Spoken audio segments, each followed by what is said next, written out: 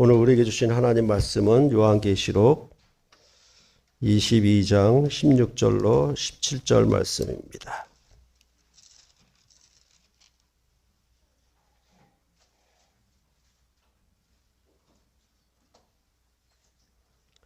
요한계시록 22장 16절 17절 말씀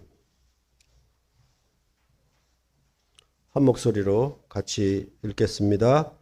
나 예수는 교회들을 위하여 내 사자를 보내어 이것들을 너희에게 증언하게 하였노라. 나는 다윗의 뿌리요 자손이니 곧 광명한 새벽별이라 하시더라. 성령과 신부가 말씀하시기를 오라 하시는도다. 듣는 자도 오라 할 것이요 목마른 자도 올 것이요 또 원하는 자는 값없이 생명수를 받으라 하시더라. 아멘.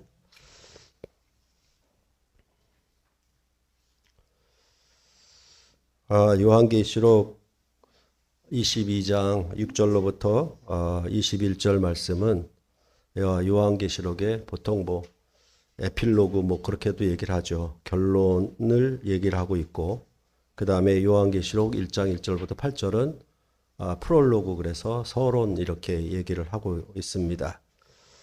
그래서 이 서론과 결론이 서로 이렇게 상응하는 것을 보아서 이게 분명히 서론과 결론의 역할을 한다라는 것을 우리로 알게 합니다. 그랬을 때 이 결론의 핵심은 22장 6절에 있는 이 말은 신실하고 참된지라에 있다라고 말씀을 드렸습니다. 그러면 이 말이 어떻게 신실하고 참된지에 대하여 그 22장 6절을 서론으로 해서 나머지 쭉 논증해 가는 방식, 그런 방식으로 얘기를 하고 있다라고 말씀을 드렸습니다. 그럴 때 이것을 단순히 요한계시록을 그냥 문학적인 어떤 서신이나 글로만 본다라고 하면 오늘 이 결론적인 내용을 어떻게 이 저자가 이끌어가는지에 대해서 알 수가 없어요. 그러나 우리가 요한계시록 처음부터 말씀을 드렸듯이 이것은 예언서가 아니라 언약서의 역할을 한다라고 말씀을 드렸지 않습니까? 그러니까 이 요한계시록도 성경이 갖고 있는 언약적인 특성을 따라 볼 때에 이 말씀의 내용이 즉 요한계시록의 결론의 말씀이 어떻게 구성되어 나가는지 우리가 알 수 있게 하는 것입니다. 그랬을 때 이 말이 신실하고 참되다라고 하는 말은 마치 두 가지의 비슷한 의미의 말을 반복함으로 강조하는 뜻이 있는데, 이것은 신실하고 참되다라고 하는 것은 거짓이 아니다, 이런 얘기가 거기에 방점이 있기보다는 신실하고 참되다라는 말은 이 말은 역사적 성취다, 이것은 다 이루어졌다라는 의미로 이 말의 그 신실함과 참됨을 말하고 있다라는 것을 우리가 다시 한번 기억하는 것이 좋겠습니다.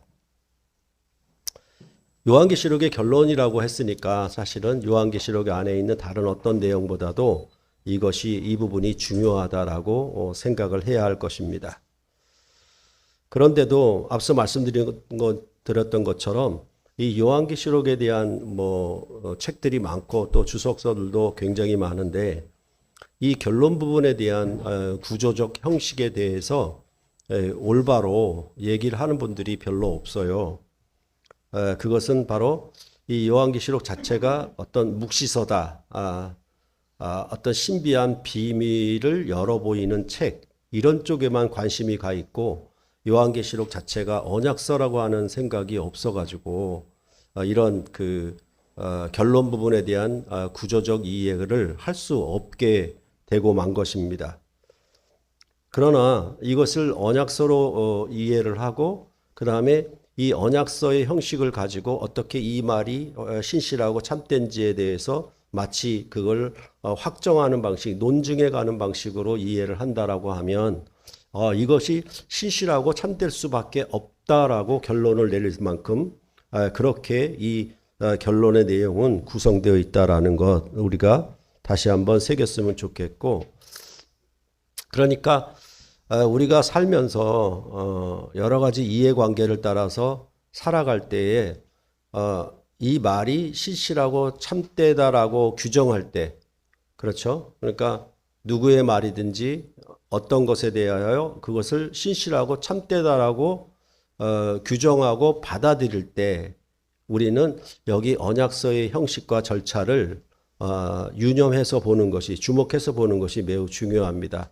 그냥 말로 했다고 중요한 것도 아니고, 또한 언약을 체결했다라고 중요한 것도 아니고, 이런 부분들에 대해서 여러분들이 다시 한번 새기면서 이 말이 신실하고 참되다라고 하는 걸 얘기할 때 어떻게 이것을 신실하고 참되다고 얘기할 수 있는가, 이런 점을 염두에 두면서 본문의 말씀을 전체적으로 보기를 원한다라고 말씀드렸습니다. 그렇게 봤을 때 요한계시록의 이 결론 부분은 언약서의 어떤 부분을 우리가 가져왔을까, 어떤 형식을 가져왔을까, 어느 책에서 가져왔을까를 생각해 본다라고 하면 늘 말씀드렸지 요한계시록 내내 여기에는 출애굽 모티프가 살아있다라고 계속 말씀을 드려왔던 것처럼 마지막의 부분도 역시 이러한 부분들이 나오고 있음을 우리가 알면 좋겠습니다. 그래서 뭐 마가복음으로부터 시작됐지만은 출애굽기 모형론이라든가 이런 출애굽 모티프에 대해서 전 성경에 대한 이해를 할 때 그 출애굽기에 대한 이해가, 선 이해가 얼마나 중요한지 여러분에게 계속 말씀을 드렸고, 성경의 각 부분, 각 책을 해석할 때에도 이 출애굽기 모티프가 굉장히 중요하다는 것을 새삼 여러 번 깨닫고 있는 것이 되는 것입니다. 그렇기 때문에 여러분께 말씀드렸던 출애굽기와 마가복음의 이해가 매우 중요하다라고 하는 점은 우리가 또 한번 다시 되새겼으면 하는 것입니다. 그럴 때 보통 이 출애굽기에서 언약서의 형식을 가져왔다라고 하면 출애굽기 19장부터 24장까지가 언약서의 내용이거든요. 거기 보면은 출애굽기 19장 1절부터 6절에 이게 제사장 나라의 언약이다라는 것이 나와요. 그러니까 이 언약이라고 하는 것은 그냥 땅을 사는 계약도 아니고, 이것은 제사장 나라로서 하나님과 이스라엘 자손이 제사장으로 언약을 맺는 것, 그것이라고 하는 그 언약의 성격을 먼저 얘기를 하죠. 그런 다음에 이 언약을 맺는다라고 하는 것은, 이 언약을 얘기하는 것은 이제 창세기의 역사, 그리고 이스라엘 백성이 애굽에서 나오는 역사, 이 모든 것들이 실제로는 뭐냐 하면 이 출애굽기 19장에 있는 제사장 나라의 언약을 맺기 위함이었다. 그렇게 그 모세오경은 말해주고 있는 것입니다. 그랬을 때 이러한 제사장 나라의 언약을 이제 모세가 이스라엘 백성에 전합니다. 여호와 하나님이 나에게 너희를 애굽에서, 광야에서 이렇게 인도해낸 목적은 너희를 제사장 나라 삼기 위한 목적이었다라고 한 것을 이제 모세가 이스라엘 백성에게 전하니까 이스라엘 백성이 이제 여호와의 명령대로 우리가 행하겠습니다라고 그렇게 응답을 합니다. 그러니까 이렇게 응답을 하니까 여호와 하나님은 뭐라고 얘기하냐면 시내산의 빽빽한 구름 가운데에서 너희에게 임할 것이라고, 내가 빽빽한 구름 가운데 너희에게 나타낼 것이라고 그렇게 말씀을 하시는 겁니다. 이렇게 빽빽한 구름 가운데 임해서 여호와 하나님과 모세가 서로 말하는 것, 서로 말하는 것을 이스라엘 백성이 듣도록 하여서 이제 이것이 모세로 하여금 이스라엘 백성이 믿게 하려고 그렇게 한다는 것이죠. 결국은 뭐냐 하면 이 제사장 나라의 언약을 맺기 위해서 언약의 당사자인 주인인 여호와 하나님이 현장에 나타나시는 것을 얘기를 하였던 것입니다. 그래서 그 시내산에 강림하는 장면을 19장 10절부터 25절까지 이제 얘기를 하고 있는 것이죠. 그래서 제사장 나라의 언약, 내가 시내산에 강림해서 나를 나타낼 것이다라는 이 두 가지를 얘기를 하는 것입니다. 그렇게 봤을 때 이 출애굽기에서 주어진 시내산 언약은 여호와 하나님의 계시다라고 말을 바꾸어서 얘기할 수가 있겠죠. 그리고 앞서 말씀드린 것처럼 그 여호와 하나님의 계시의 내용은 바로 제사장 나라의 언약이다. 이렇게 말을 하고 있는 것이죠. 그에 비하여 요한계시록은 예수 그리스도의 계시다. 이렇게 시작을 합니다. 그리고 그 내용은 반드시 속히 되어질 일에 대해서 그 언약의 내용을 그렇게 말을 하고 있는 것입니다. 그러면 이렇게 반드시 속히 되어질 일에 대한 언약인데 이게 종말의 마지막에 일어날 그런 내용들인데 사실은 이 언약에 대해서 이것을 믿게 하기 위해서는 또 다시 이 언약을 얘기하는 주인과 당사자가 주인인 당사자가 나타나야 되겠죠. 그러니까 그 뒤에 나오는 말이 뭐라고 얘기하냐면 보라 내가 속히 오리니 이렇게 얘기가 되어 있는 것이죠. 그래서 이제 반드시 속히 되어질 일을 확인하고 믿게 하기 위해서 보라 내가 속히 오리니 라는 것으로 자기 영광을 나타낼 것을 마지막에 최종적으로 그렇게 자기를 나타낼 것을 그런 방식으로 얘기를 하고 있는 것이고 그런 다음에는 이 두루마리의 예언의 말씀을 지키는 자가 복이 있다 이렇게 말씀하는 것으로 이런 전개 자체가 그냥 언약서의 패턴, 출애굽기의 패턴을 그대로 따라가고 있다는 것을 여러분들이 보시면 된다는 것입니다. 그랬을 때 이제 여호와 하나님의 계시인 시내산 언약은 이제 여호와 하나님이 모세에게 말을 한 것이죠. 말씀을 한 것이죠. 그러면 모세 입장에서는 뭐냐면 내가 듣고 보았다. 나 모세가 듣고 보았다. 이렇게 얘기를 하면 돼요. 그리고 내가 보고 들은 것을 이제 이스라엘 자손에게 증언하면 되는 것이겠죠. 그렇죠? 그 형식을 그대로 가져와서 요한계시록도 이것들을 보고 들은 자는 나 요한이다. 이렇게 말하는 방식으로 되어 있는 것입니다. 그래서 이 요한이 증거한 것은 이 말은 보고 들은 것은 이제 천사가 전한 말이 천사의 말이 아니라 하나님의 말씀인 것을 그렇게 나는 보고 들었다. 그리고 나 요한이 들었다라고 그렇게 얘기를 하고 있는 것입니다. 그러면 그 다음에는 뭐가 나와야 되냐면 이렇게 그 제사장 나라의 언약을 그 특성으로 뭐 성격적으로 규정을 했으면 이 내용이 무엇인지에 대한 그것을 풀어 설명해야 되잖아요. 그러니까 제사장 나라의 언약 얘기하고 그 다음에 여호와 하나님이 강림하고 그런 다음에 10가지 말씀들 십계명과 백성들이 지켜야 할 법규들에 대해서 얘기를 하고 그 다음에 이 언약을 지켜서 이루는 그 나라의 목표에 대해서 가나안 정복을 말하는 것으로 언약서가 이렇게 구성이 되어 있는 것이죠. 언약적인 내용이.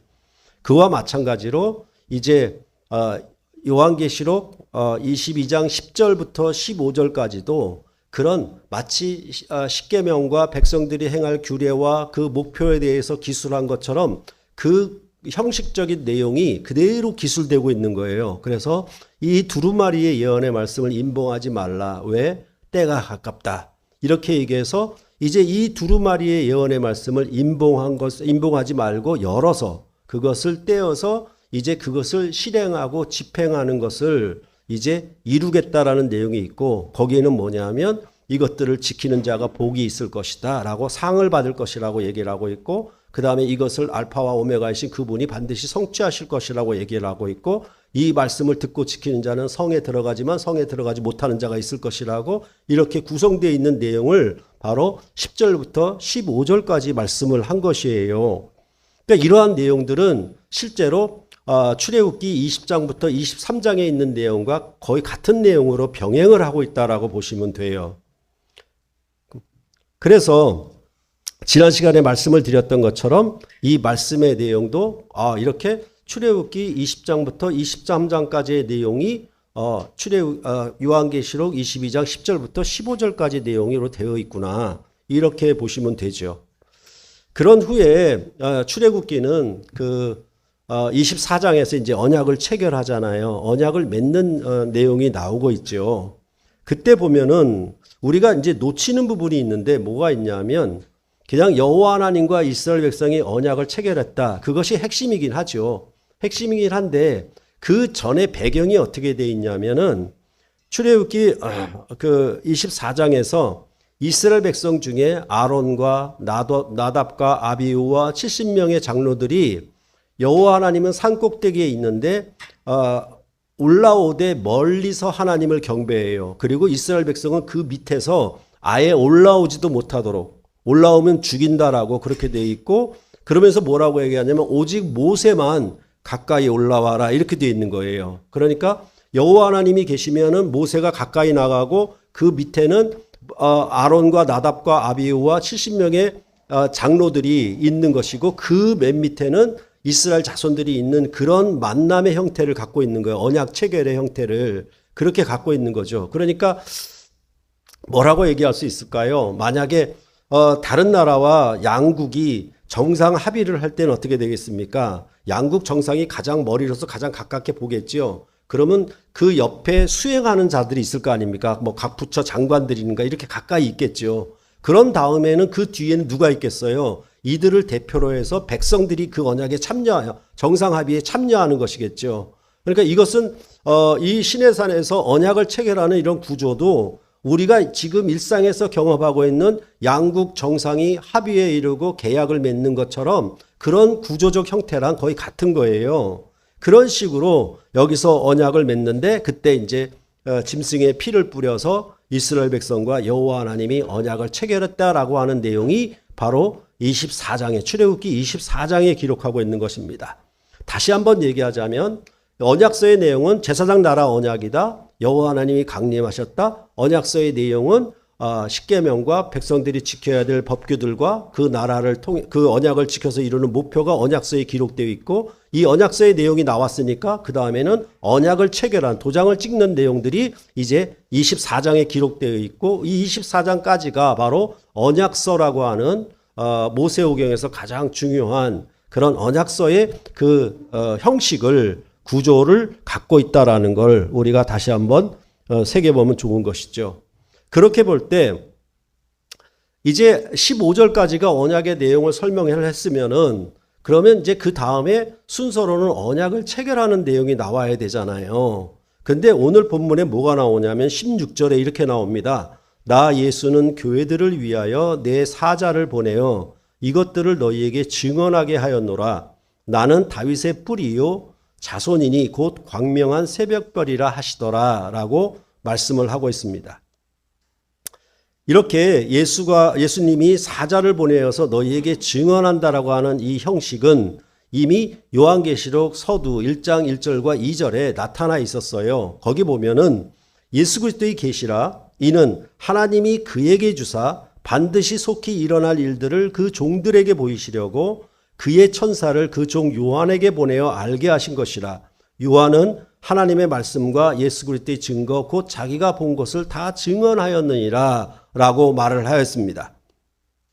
그럴 때 앞에 1장 1절과 2절에서는 요한이 증언했다라고 얘기가 되고 있어요. 그런데 오늘 본문에서는 사자가 곧 천사가 증언한다라고 그렇게 말을 하는 것으로 바뀌어 있습니다.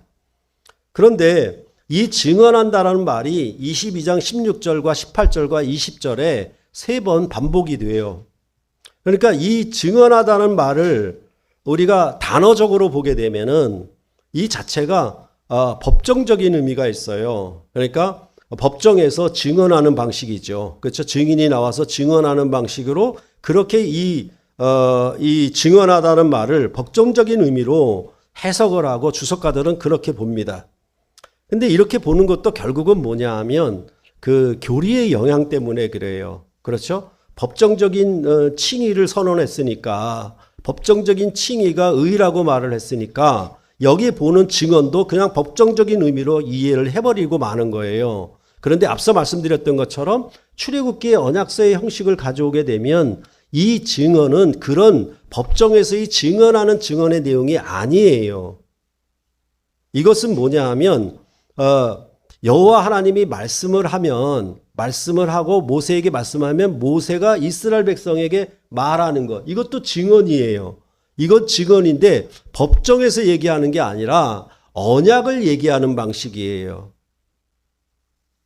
그러니까 그런 부분들이 좀 달라진다라는 것을 우리가 이해를 하면 되겠습니다. 그래서 출애굽기 24장 3절을 보면은 모세가 이스라엘 백성에게 와서 여호와의 모든 말씀과 그의 모든 율례를 백성에게 전하였다는 것, 그것이 증언이에요. 내가 들은 것을, 여호와 하나님을 들은 것을 모세가 이스라엘 백성에게 증언하는 거잖아요. 이것을 법정이 아니라 그 언약의 내용을 전달을 하는 얘기예요. 전하는 것이죠. 그런 의미로 이해를 해야 하는 것입니다. 이것은 두루마리의 예언의 말씀이다라고 하는 것에도 분명히 나타나 있죠. 그렇죠? 그러니까 법정에서 얘기하는 증언의 얘기가 아니라 두루마리 예언의 말씀, 즉 언약서를 얘기하는 내용이라는 것을 더 확실하게 알 수 있게 하는 것입니다. 그럴 때에 이 16절에서 나타난 그 어려운 문제가 뭐냐 하면 여기에 말하는 교회들, 그 다음에 이것들을 너희에게 증언하게 하였는데 교회들은 누구고 너희들은 누구냐라는 것이 굉장히 논쟁이 되고 있어요. 거기 보면은 그래서 너희들은 아시아 7교회를 가리키고 교회들은 이제 앞으로 후에 오는 모든 교회들을 가리켜 하는 말이 된다. 그렇게 푸는 사람들도 있고, 또한 너희들은 한 교회 안에서 어떤 집단을 가리키고 교회들은 7교회의 교회들을 가리킨다라고 보는 견해도 있어요. 근데 좀 유력한 것은 뭐냐 하면 이렇게 첫 번째와 두 번째 견해들을 결합해서 섞어서 너희들은 교회 안에 예언자들을 가리키고 교회들은 그들이 전한 메시지의 대상인 교회들을 가리킨다라고 그렇게 보는 것입니다. 그러니까 이제 이 성경이 그 정경으로 확정되기 전까지는, 정경으로 캐논으로 확정되기 전까지는 이제 구약의 선지자들처럼 신약에서도 선지자들이 있어요. 이 선지자들이 뭐냐 하면 복음을 전하고 말씀을 전하는 것이죠. 그러면 누구에게? 교회들에게 전하겠죠. 그러면 교회 공동체 안에서 누가 전하는 방식으로 이렇게 되어 있는데, 이런 형식으로 얘기할 수 있는 이렇게 볼 수 있는 까닭이 뭐냐라고 하면 아까 말씀드렸던 것처럼 언약을 체결할 때 어떻게 되어 있냐면 모세가 가장 가까이 올라가 있고 아론과 나답과 아비후와 70명의 장로들은 그 다음에 있잖아요. 그러면 그 밑에는 누가 있냐면 이스라엘 자손들이 있어요. 그러면 이 이스라엘 자손에게 전한다라고 하는 구조를 보게 될 때 모세가 전하는 것이기도 하지만 요 중간 계급에 있는 사람들, 이 지도자 계급에 있는 사람들도 나름대로 전한다라고 볼 수가 있는 것이죠. 그런 의미로 이해하는 것이 좋겠다라고 보는 것입니다. 그래서 이것 가지고 굉장히 논쟁이 많은데 사실은 출애굽기에 어떻게 언약을 체결할 때의 배경들을 이해하게 되면 이런 부분이 맞겠다라는 그런 이해를 하게 됩니다. 그랬을 때 여기 이제 이렇게 증언하는 것에 대해서 얘기를 하는데 16절 하반절에서는 나 예수가 누구인지에 대해서 말씀을 하고 있어요. 보면은 나는 뭐뭐이다 라고 하는 이런 표현들은 요한복음에 자주 등장을 하죠. 그런데 그 나 예수가 누구인지에 대해서 어떻게 말하냐면 다윗의 뿌리요 자손이니 광명한 새벽별로 이렇게 표현을 하고 있습니다. 이것은 이사야서 11장 10절과 민수기 24장 17절을 연합해서 보는 것이 좋을 것입니다. 이사야 11장 10절을 보시면은 이렇게 말하고 있어요. 그날에 이새의 뿌리에서 한 싹이 나서 만민의 기치로 설 것이요 열방이 그에게로 돌아오리니 그가 거한 곳이 영화로우리라 이렇게 말하고, 민수기 24장 17절에서는 내가 그를 보아도 이때의 일이 아니며 내가 그를 바라보아도 가까운 일이 아니로다. 한 별이 야곱에게서 나오며 한 규가 이스라엘에게서 일어나서 모압을 이쪽에서 저쪽까지 쳐서 무찌르고 또 셋의 자식들을 다 멸하리로다. 이것은 발람이 이스라엘 자손을 축복하는 가운데 나오는 내용이거든요. 이런 내용, 이 민수기의 말씀하고 이 11장의 이사야서 11장의 말씀은 둘 다 뭘 가리키냐면 왕에 대해서 가리키고 있는 거예요. 왕의 통치에 대해서 얘기를 하고 있는 것이죠. 그러니까 이것에 대해서 어떻게 얘기하냐면 종말에 메시아라고 하는 왕이 그의 원수들을 이기고 승리하는 것과 관련해서 말씀을 하고 있는 겁니다. 그리고 이것은 뭐냐 하면 예수님의 부활과 관련이 있는 거예요. 다시 말해서 죄와 죽음의 권수, 사탄의 권세를 이기고 승리하는 것이 부활이니까 그가 왕으로 오르는 것이 바로 이 십자가에서 승리로 말미암아 왕으로 오르는 것이니까 그런 것과 관련이 있다라고 이게 보는 것입니다. 그렇게 보면은 이런 의미들은 이제 요한계시록 2장 27절과 28절 그리고 5장 5절에서도 이미 말했어요. 뭐라고 얘기했냐면 그가 철장을 가지고 그들을 다스려 질그릇 깨뜨리는 것 같이 하리라. 나도 내 아버지께 받은 것이 그러하니라. 내가 또 그에게 새벽별을 주리라. 5장 5절도 보면 장로 중에 한 사람이 내게 말하되 울지 말라. 유대 지파의 사자 다윗의 뿌리가 이겼으니 그 두루마리와 그 7인을 떼시리라 하더라 라고 말씀하고 있습니다. 그럴 때에 지난 시간에 이런 그 출애굽기 구조를 언약 구조를 따라서 계속 말씀을 드리는 이유는 뭐냐 하면 이제 언약이 체결됐잖아요. 그러면 언약 자체가 어떤 의미로 계약서가 완성이 되었으면 그렇다라고 해서 이것이 확정되는 건 아니에요. 즉 신실하고 참되다라고 결정나는 건 아니란 말입니다. 그러니까 그 언약의 내용이 어떻게 성취되었는가를 봐야 되는 것이죠.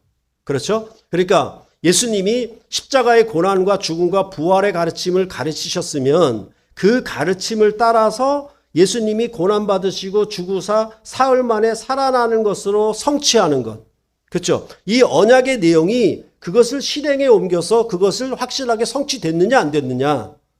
거기를 따라서 이 언약이 확정되는 것이죠. 그냥 문서만 있다고 확정되는 게 아니라 그 문서 안에 있는 내용이 확실하게 이루어지면은 이 문서의 내용이 확실하게 되는 거가 되겠죠. 그것을 뭐라고 얘기하냐면 예수의 죽고 부활하심, 즉 죄와 사망의 권세를 이기신 승리를 말하고 있는 것이죠.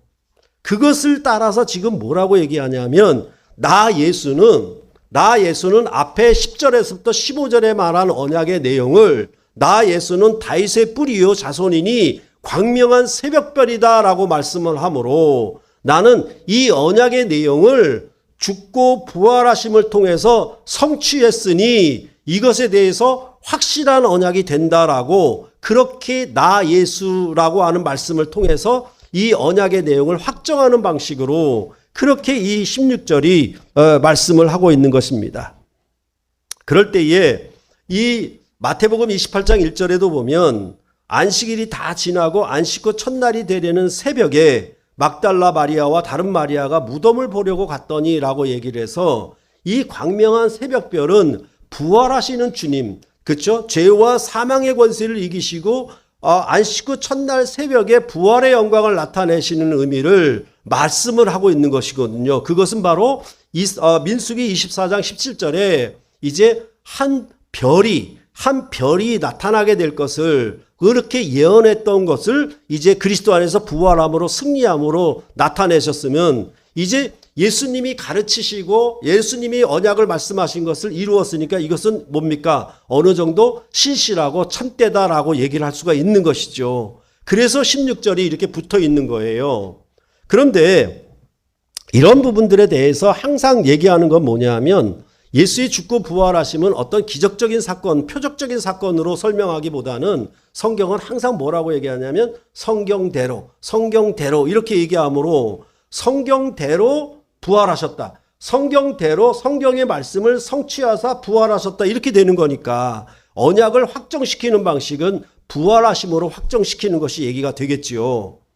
그러면 이제 이것으로 뭔가 신실하고 참되다라는 것이 끝난 줄 알았는데 17절엔 뭐가 나오냐면 이제 성령과 신부가 말씀하시기를 오라 하는도다가 이어지고 있는 거예요. 그러니까 이런 말씀이 있어진 다음에 우리가 보는 것처럼 18절과 19절에는 뭡니까? 이 말을 감하거나 더하지 말아라. 그렇죠? 거기에 대한 축복과 저주가 18절과 19절에 명백하게 붙어 있으니까 그러면 17절까지가 뭐냐 하면 이 말이 신실하고 참되다는 것에 대해서 확정시켜주는 그런 방식으로 얘기하는 거죠. 하나님이 말씀했다. 이건 내가 요한이 보고 들었다라는 얘기를 하고 있고 그 언약의 내용은 무엇이며 이것에 대해서 확증하는 방식은 나 예수가 이 언약의 내용을 성취했다. 그리고 나서 얘기하는 방식이 뭐냐 하면 성령과 신부가 말씀하시기를 이렇게 나오고 있는 거예요. 그러면 지난번에도 말씀드렸다시피 왜 여기 성령이 나오고 왜 성령과 신부라고 얘기를 하는가, 이 점에 대해서도 우리가 생각을 해봐야 되겠죠. 그래서 지난번에 여러분께 말씀을 드렸다시피 항상 언약이 체결되면 마지막에 언약을 비준하는 일이 있다. 그래서 출애굽기 24장 12절 이하에 이 언약을 비전하는 내용이 있어서 여호와 하나님이 모세를 산으로 불러서 40일 동안 있을 때에 이제 그 율법을 뭡니까? 돌판에다 친히 기록해가지고 주죠. 그러면 이 모세가 그 율법 돌판에 친히 기록된 것을 가지고 와서 이스라엘 백성에게 공포하는 거예요. 그게 비준 절차죠. 그런 내용인 것처럼 이제 예수님이 말씀하시는 모든 가르침, 예수님의 모든 행하신 사역을 결정짓는 것은 뭐냐 하면 예수님이 죽고 부활하심으로 하늘에서 올라가심, 승천하심으로 끝나는 게 아니에요. 뭐냐 하면 아버지께로 가셔서 아버지께로부터 성령을 받아서 이 성령을 교회에 부어야만 비로소 예수님이 말씀하시고 그 말씀하신 것을 죽고 부활하심으로 이루시고 그 승천하신 모든 것들을 확정시키는 것은 뭐냐 하면 성령이 오심이에요. 그게 바로 비준하는 거라 같다라고 여러분께 계속 말씀을 드렸죠. 그런데 여기 이런 표현들을 뭐라고 얘기하냐면 요한복음은 아주 자주 얘기를 하죠. 조금 있으면 세상은 나를 다시 보지 못할 것이다. 그러나 조금 있으면 너희는 나를 보고 세상은 나를 보지 못할 거야. 이렇게 얘기하는 조금 있으면이 뭐냐라고 하면 사흘, 죽으시고 부활하시는 사흘, 그 사흘 동안에 나는 아버지께로 갔다가 아버지께로 또 오실 거예요. 그러면 뭘 하느냐? 아버지께서 약속하신 성령을 내가 받아서 내가 교회에게, 제자들에게 이거를 부어주리라고 말씀하는 거예요. 즉 내 가르침이 확실해지고 내가 행하신 모든 사역들이 확실해지는 건 뭐냐 하면 그 약속과 말씀들을 다 이루사 아버지께로부터 사인을 받아서 성령을 부으시면은 그 모든 사역이 이제 확정이 되는 거예요. 비준함으로 말미암아 이제 성령이 내림으로 비로소 메시아의 나라, 교회가 이제 출범을 하게 되는 거예요. 이제는 선포해도 되고 공포해도 괜찮아요.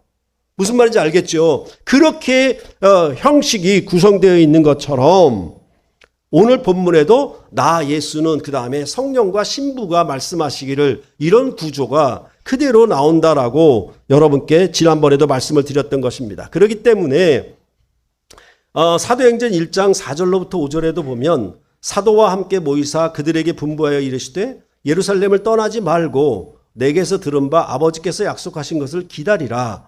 요한은 물로 세례를 베풀었으나 너희는 몇 날이 못되어 성령으로 세례를 받으리라 하셨느니라.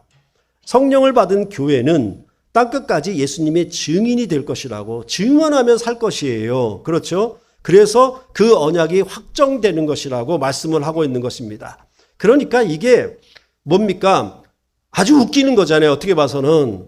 입으로 예수를 시인했다라고, 입으로 예수를 죄사함을 믿는다라고 단지 말한 것으로 모든 구원이 이루어졌다라고 말하는 것이 얼마나 허술한지, 이것은 세상에서의 말도 세상에서의 문서도 이렇게 확정짓는 게 없어요. 단지 내가 예수를 믿습니다라는 그 한마디 말로 모든 언약이 확정되는 건 없어요. 그건 구두로 그친 것이지 아무런 효과도 없는 거예요. 그런데 그 예수를 믿습니다라고 단지 고백한 것으로 예수 믿는 자냐? 아니에요. 성령 세례가 임해야 되는 거예요. 성령이 인을 쳐야 되는 거예요. 성령이 도장을 찍어야 확실하게 그 자기가 믿음이 확실해지는 것이죠. 그렇지 않습니까? 그렇죠. 누차 말씀을 드렸던 것처럼 서로 사랑을 고백하고 프로포즈해서 서로 사랑을 맹세했으면은 결혼식을 해야 되는 거고, 그 다음에 피로연에서 서로 먹고 마시는 것이 있고, 그 다음에 최종적으로 어떻게 해야 돼요? 혼인신고를 해야 정식으로 부부가 되는 거죠. 그냥 여기서 내가 사랑을 고백했다고 서로가 부부가 되고 부부가 혼인해서 부부관계로 살 수 있는가? 아니잖아요. 그런 거 없어요, 세상에. 그렇게 해서 확정되는 모든 관계는 없습니다. 이것은 아주 상식적이고 적당한 절차예요. 예수를 믿느냐? 그렇죠. 그 말에 대해서 믿으면 언약을 체결해야 될 것이고 언약 식사를 가져야 될 것이고 올라가서 비준을 받아야 되는 것이죠. 그래야 확정이 되는 겁니다. 그렇기 때문에 예수님은 사도행전에서 내가 이제 승천할 건데 아버지께로 갈 텐데 너희는 약속하신 것을 기다리라. 그러면 몇 날이 못 되어 성령을 너희에게 보내신다. 그러면 성령이 보내셔서 오순절에 성령이 임하면 드디어 어떻게 합니까? 이제 비로소 교회가 출생을 하는 거예요. 이제 하나님 나라가 등장을 하는 거예요. 이제 하나님 나라가 열리기 시작하는 거예요. 예수님이 오셨다라고 해서 예수님이 세례받았다라고 해서 열린 것도 아니고 예수님이 말씀을 가르쳤다고 해서 열린 것도 아니고 예수님이 병을 고쳤다고 해도 나라가 열린 것도 아니고 예수의 죽고 부활하심으로 이루어졌다고 해서 열린 것도 아니에요. 어찌 보면은 성령이 오심으로 드디어 사도행전에서 교회가 정식으로 출범을 하게 되는 거예요. 마치 혼인신고에서 부부가 정식 부부로서 출발하는 것처럼. 이것은 지금 보는 것처럼 구약이나 신약이나 정당한 언약 절차를 정확하게 지키고 있는 거예요. 그런데 뭐냐 하면 이것을 성령과 신부 이렇게 얘기를 하는 거예요. 그냥 성령이 말씀하시기를 하면 좋은데 성령과 신부라고 말씀을 하는 거예요. 근데 그 말씀은 뭐냐 하면 오라라고 하는 겁니다. 이는 교회 공동체로 오라는 명령이에요. 그러니까 이게 명령어거든요. 명령어인데 뭐라고 얘기하냐면 예수의 죽고 부활하심으로 성령이 임하여 새로운 하나님의 나라가 열렸으니 오라, 들어와라. 이런 의미로 얘기를 하고 있는 것이죠. 그리고 나서 또 있는데 뭐냐 하면 듣는 자도 말을 하는데 오라라고 말을 해요. 그러니까 앞에서는 성령과 신부 이렇게 얘기를 했는데 뒤에서는 뭐라고 얘기를 했냐면 듣는 자가 오라라고 얘기를 하는 것이죠. 그랬을 때 이 성령과 신부를 얘기하는 것은 신부는 뭔지 아시겠죠? 앞에서 얘기했던 그렇죠? 21장, 22장에서 얘기했던 그 거룩한 성 예루살렘을 신부와 아내로 얘기를 했잖아요. 그건 교회를 가리키는 말이거든요. 그러면 성령과 신부라고 하는 것은 어떤 의미냐라고 얘기했을 때 이 성령과 신부는 뭐냐 하면 성령이 거하는 그리스도의 몸된 성전을 가리키는 거예요. 그 교회를 가리키는 거예요. 그러니까 성령이 거하는 신부가 되는 것이죠. 성령이 거하는 신부라고 하는 것은 무슨 얘기인가 하면 마치 아내가 신부가 남편을 사랑하는 그 영이 자기 안에 있잖아요. 신부 자체도 뭐합니까? 사랑의 영이 안에 있는 거죠. 그것이 신부이듯이 교회는 뭐냐 하면 성령이 거하는 성전이란 말입니다. 그러니까 이 성령과 신부를 뭐라고 얘기하냐면 교회 공동체로 얘기를 하는 거예요. 교회 공동체로 오라라고 얘기를 했는데 그 오라에 대해서 다시 풀어 설명하기를 뭐라고 얘기하냐면 듣는 자가 오라 이렇게 얘기를 하는 거예요. 근데 이 교회 공동체는 복수적인 개념이죠. 집합적인 개념인데 듣는 자는 개인이에요. 단수예요. 듣는 자가 오라 이렇게 얘기를 하고 듣는 자가 말을 하는데 오라고 얘기를 하는 거예요.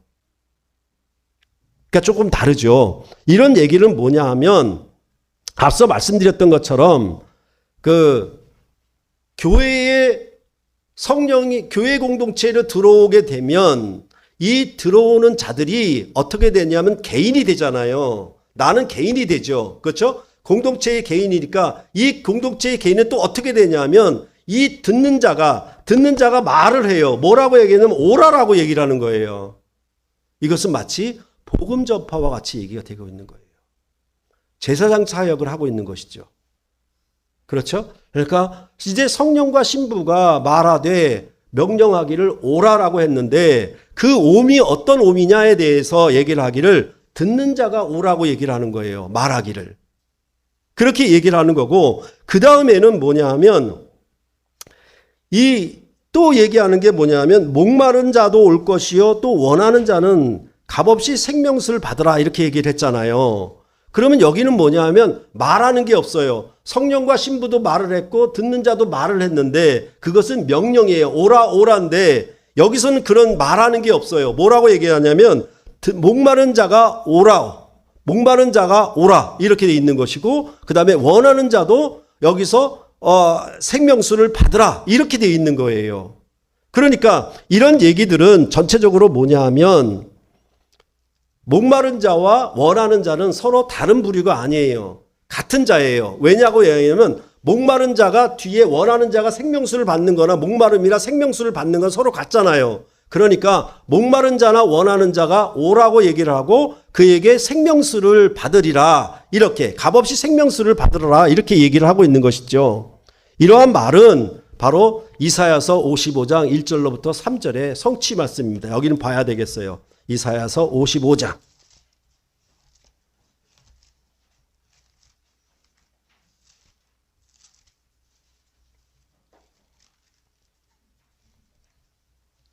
(1절로부터) (3절) 한 절씩 그대로 읽겠습니다. 오라 너희 모든 목마른 자들아 물러 나아오라. 돈 없는 자도 오라. 너희는 와서 사 먹되 돈 없이 값없이 와서 포도주와 젖을 사라.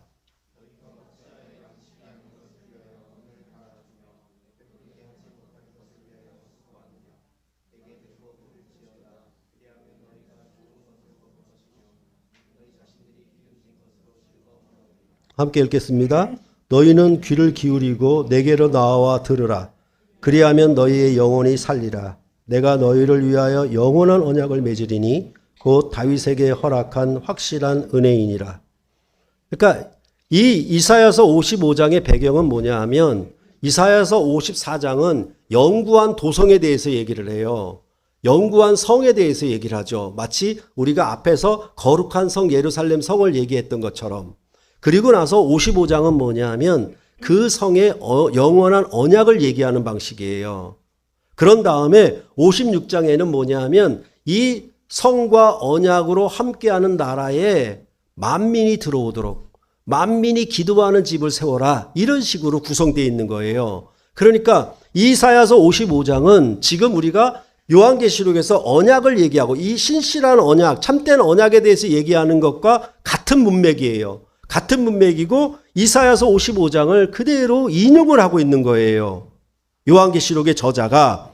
그런데 이런 것에 대해서 뭐라고 얘기하냐면 새로운 도성을 짓고 새로운 언약이 있는데 이 나라에 봉사하는 것은 제사장으로 봉사하겠죠. 그래야 만민이 들어오게 할 수 있으니까. 복음 전파를 통해서 들어오게 할 수 있으니까. 그런 자들에게 뭐냐 하면 이 하나님의 성전을 만민이 기도하는 집으로 이루라고 말씀하는 것은 바로 이전에는 없었어요. 즉 바벨론에서 돌아오는 새 출애굽 때에는 만민이 성전을 이루는 하나님 나라를 이루는 새로운 경륜이 그 나라가 메시아 왕국으로 일어날 거예요. 그 나라에 들어오는 일을 여기서 이렇게 말을 하고 있는 것입니다.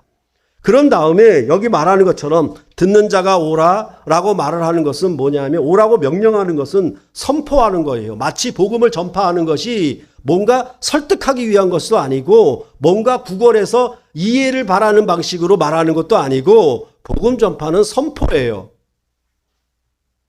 그렇기 때문에 명령으로 얘기를 하고 있는 거고 그에게 목마른 자가 오라고 얘기를 하고 원하는 자도 오라고 말을 합니다. 그러면서 값없이 생명수를 받으라고 얘기를 합니다. 그러면 생명수인데 물인데 이걸 마시는 걸로 설명 안 하고 받으라고 설명을 하고 있거든요.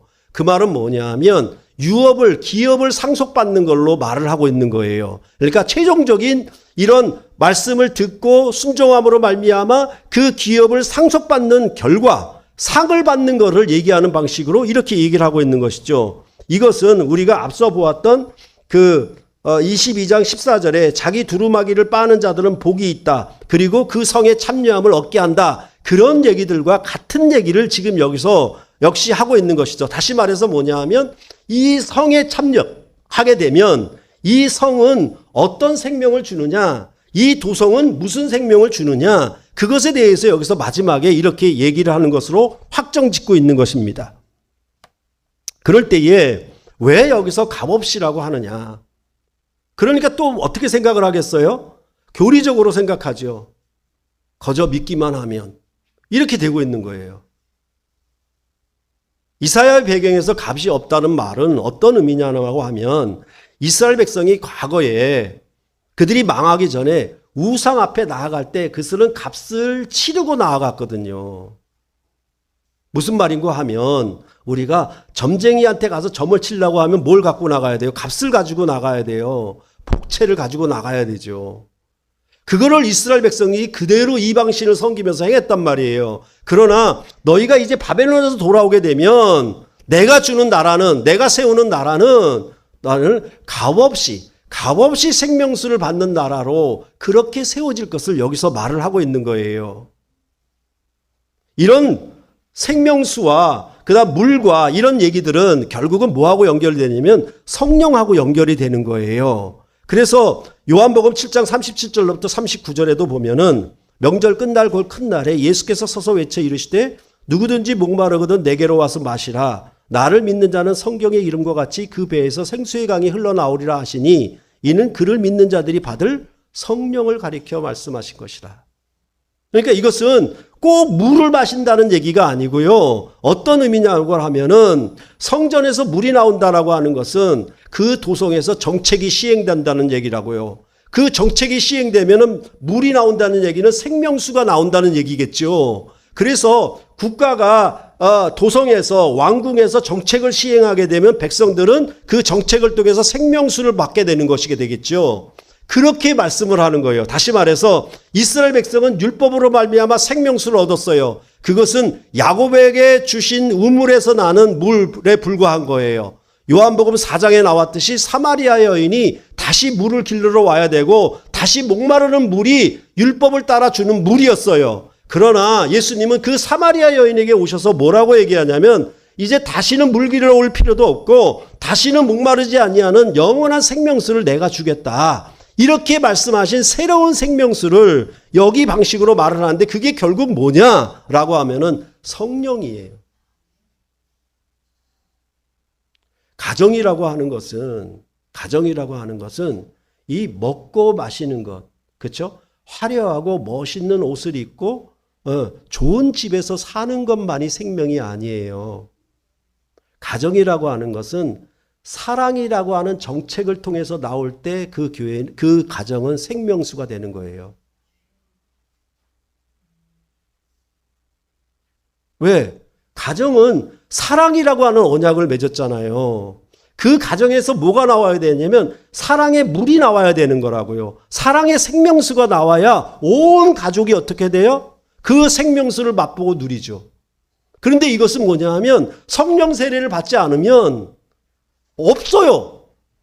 나타낼 수가 없는 거예요. 그것처럼 여기서 이렇게 얘기를 하고 있는 것입니다.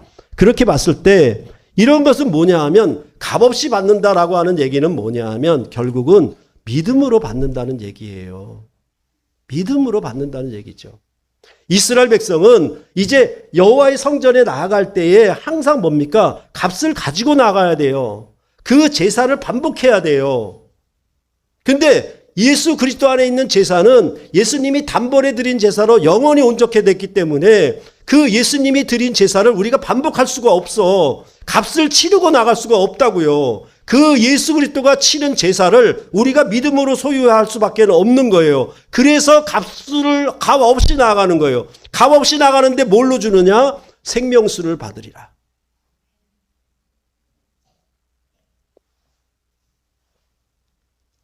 그렇기 때문에 교회는 이제 땅에 썩어질 양식이 아니라 땅이 썩지 않는 새로운 양식을 준다라고 말씀을 해서 이전에 이스라엘 백성이 맛봤던 그런 생각과 지혜로 얻었던 생명이 아니라 그런 생명수가 아니라 여호와 하나님의 길은 너희 생각과 그 길이 달라서 높다. 다른 것이다라고 말씀을 해서 이렇게 썩지 않는 양식을 준다. 다시는 목마르지 않는 생수를 준다. 이런 방식으로 설명을 하는 거예요. 그럴 때에 교회는 뭐냐 하면 이 목마른 자 그리고 원하는 자는 어떻게 믿음으로 이 생명을 값없이 누리는 거예요. 값없이. 예수 그리스도가 얻으신 생명을 우리도 값없이 믿음으로 누리는 거예요.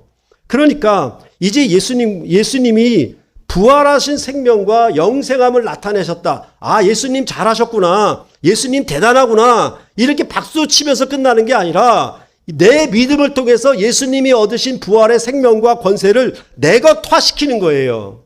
그게 믿음이에요.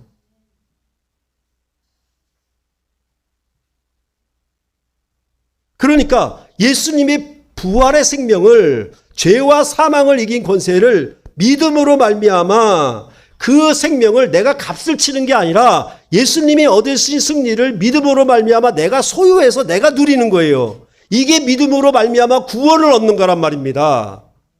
그런데 우리는 전부 뭐예요? 그냥 믿기만 하면 천당 간다, 이렇게 만들어버렸다고요.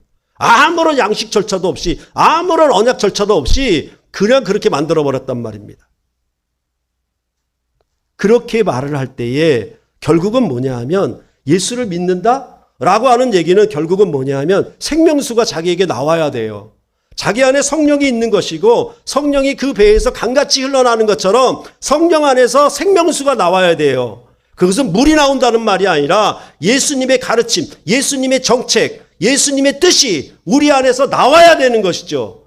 그래야 어떡합니까? 나로 하여금 듣는 자가 말해서 오라 그럴 거예요. 그러면 저 목마른 자, 원하는 자들이 와서 생명수를 마실 거예요. 그러면 만민이 기도하는 집으로 이 교회가 이루어져 갈 겁니다.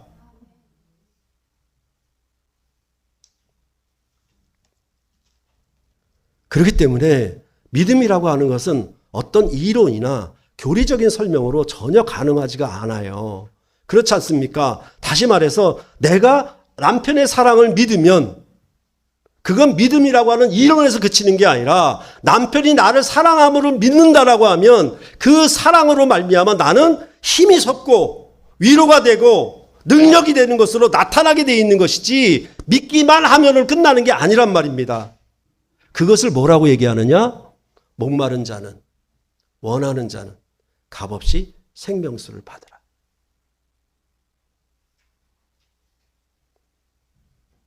그러니까 예수를 믿음으로 말미암아 성령 세례를 받아서 성령 안에서 뭐가 나오느냐? 죽음을 이기신 영이니까 부활하신 생명의 권세와 능력과 그 생명력이 내 안에서 나오는 거예요.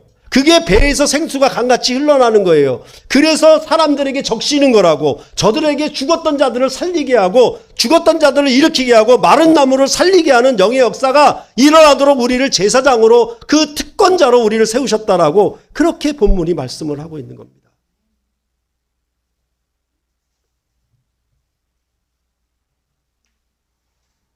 그럴 때 또 하나 중요한 것은 뭐냐 하면, 세상은 무엇을 얻으려고 하면 항상 대가를 치러야 돼요. 공짜가 없죠. 반드시 자기 이익을 요구하게 돼 있어요. 그리고 값을 치루어야, 값 없이 되는 게 없어요. 그게 일반적인 상식이잖아요. 여러분들도 그렇게 처세하면서 사시지 않습니까? 그런데 부부관계와 가족관계는 그렇지 않습니다. 대가와 이익을 바라고 무엇을 얻으려고 하지 않아요. 남편이 나에게 뭘 줬으니까 나도 주지, 부모가 나한테 뭐 줬으니까 나도 주지, 이런 방식으로 사는 것이 부부와 가족의 관계가 아니란 말입니다. 여기는 값 없는 관계예요. 값 없이 생명수를 누리는 관계예요. 그것이 뭐다? 교회 공동체다. 이렇게 말씀을 하고 있는 것입니다. 그것은 바로 우리 주님이 우리로부터 무엇인가 값을 받아서, 복채를 받아서 우리를 용서해 주고 하나님의 자녀로 삼은 게 아니에요. 그분은 오로지 우리 죄인을 위하여 자기 자신 전부를 주심으로 우리를 하나님의 자녀로 구원하신 거예요. 그렇기 때문에 죄인을 위하여 자기 몸을 아끼지 않고 내어주심으로 하나님의 자녀로 삼으신 겁니다. 이 주님의 언약에 우리가 믿음으로 함께하는 겁니다. 그러면 함께했다라고 하는 얘기는 어떤 의미냐라고 하면 값 없음에 동참하는 거예요. 내가 교회를 이룰 때, 내가 저 교회를 나갈 때 뭐예요? 뭐 보험이라도 한 건 따내고, 그렇죠? 내가 무슨 사업을 하는데 손님이라도 하나 더 끌, 그런 대가를 바라고 나가는 관계가 교회가 아니란 말입니다. 여기는 값 없는 관계예요. 저 상대방에게 무엇을 요구하고 무슨 대가를 받고 이익을 구함으로 내가 준다라고 하는 관계가 아니란 말이에요. 그것이 바로 이 교회를 이루는 세상과 다른, 구약의 교회와도 다른 그런 새로운 나라가 여기서 열렸다, 시작되었다라고 말씀을 하고 있는 것입니다. 그러니까 성령 세례가 임하면 뭐냐 하면 항상 뭐냐 하면 주고 싶은 거예요. 그냥 부모가 자녀에게 주고 싶은 뜻이. 줘도 돌아올 게 없어. 사실은 어떻게 봐서는 주는 것만큼 1대1로 돌려받은 게 없어. 그런데도 주고 싶은 거예요. 왜? 값없이. 이게 뭐냐 하면 그리스도 안에 있는 성령이 값없이 우리에게 역사하는 방식이에요. 그게 교회 공동체다. 그렇게 해서 그 생명수를 누리는 것, 그렇게 말씀을 하고 있는 것입니다. 다시 말해서 예수를 믿습니까? 그 언약이 신실하고 참됩니까? 그렇다면 예수를 믿었으면 당연히 생명수를 맛봐야 되는 거예요. 성령의 열매가 나와야 되는 거죠. 그것이 없으면 그 원인을 생각해 볼 때 성령 세례가 없는 겁니다. 단순히 말로만 믿은 거예요. 거짓이죠. 가증한 것이죠. 성령 세례는 그렇지 않습니다. 생명이 나와야 됩니다. 죽음을 이기신 부활의 생명력이 자기에게 나타나야 되고 그러한 생명을 주고 받을 때에도 절대로 값 있게 대가를 요구하지 않습니다. 값없이 주는 겁니다. 값없이. 그러한 관계가 이 교회 공동체를 이루는 하나님 나라라고, 이것은 바로 만민이 기도하는 집으로 이루어지는 것이라고 그렇게 오늘 본문은 말씀해 주고 있는 것입니다. 기도하겠습니다.